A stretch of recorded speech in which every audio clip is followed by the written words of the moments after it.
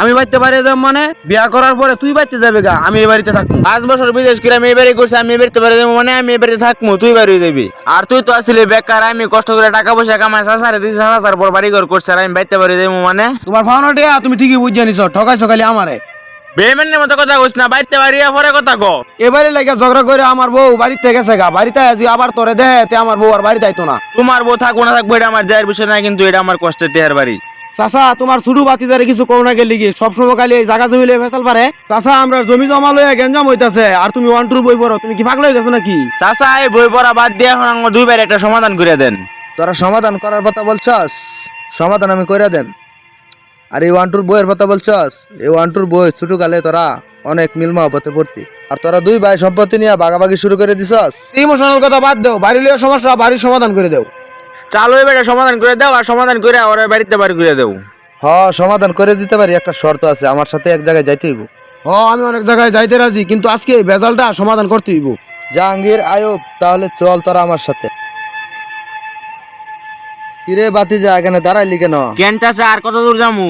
আচ্ছা আর কত দূর যাবো? প্রায় 2 কিলোমিটার আয়া পড়ছি, আর কষ্ট লাগলে দে গাড়ি আমি চালাই। না বড় ভাই আমি চালাইতে পারবো, সমস্যা নাই। চাচা আইনো কইলে পড়ছো জঙ্গলের বাড়িতে ভাঙ্গা বাড়ি। এইখানেই সব সমস্যার সমাধান হইব।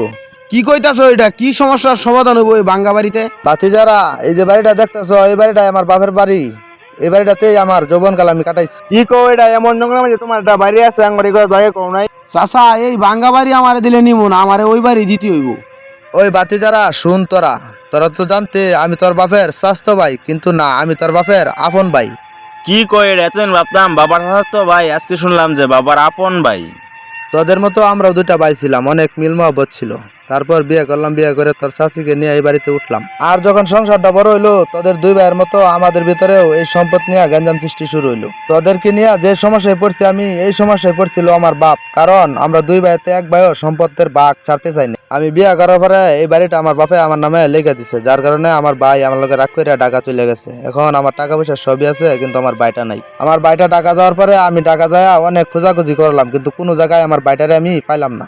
দেখ তোরা, আজকে আমার টাকা পয়সা ধন সম্পদ সবই আছে, কিন্তু আমার ভাইটারে আমি আজও পাই নাই। রাস্তার মাঝে তোর ভাইয়ে কইলো, তোর কষ্ট হইলে গাড়িটা আমার কাছে দে। এটাই হইলো ভাই ভাইয়ের সম্পর্ক। এটাই সম্পর্ক, টাকা পয়সা ধন সম্পদ দিয়ে কিনা যাবে না। চাচা এতদিন সবাই বলতো যে আমার বাবা মৃত, আমার বাবা ঢাকা গেল আর কি ফিরা বাড়িতে আসে নাই। না, আর আসে নাই। আমার বাবা, তোর দাদা ওই যে রাস্তাটা দেখছিস, ওই রাস্তার দিকে কত টাকা রয়েছে, তারপরেও তোর বাবা আর আসে নাই।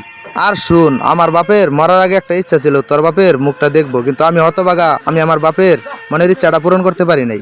আজকে বাড়ির জায়গাত বাড়ি পড়ে রয়েছে, গাছের জায়গাত গাছ পড়ে রয়েছে, সম্পদের জায়গাত সম্পদ পড়ে রয়েছে, কিন্তু আমার বাইটা নাই। এখন তোরা বুঝ, এই সম্পদ নিয়ে মারামারি করবে না মিলেমিশে থাকবে, এটা তোদের ইচ্ছা। না চাচা, আমরা এই সম্পদ আর ভাগাভাগি করতে চাই না। আমরা দুই ভাই মিলে কষ্ট করে এর চাইতেও ভালো বাড়ি করবো ইনশাল্লাহ। বাতিজারা, তোরা যদি দুই ভাই মিলেমিশে থাকতে পারস, আমি এখনো খুশি। আমি মারার পরেও আমার আত্মাটা শান্তিতে থাকবে ইনশাল্লাহ। এই সম্পদের জন্য ভাইকে কখনো ভুলে যাবেন না। আপনার সম্পদ পরে রবে ঠিকই, কিন্তু ভাইকে কখনো পাবেন না।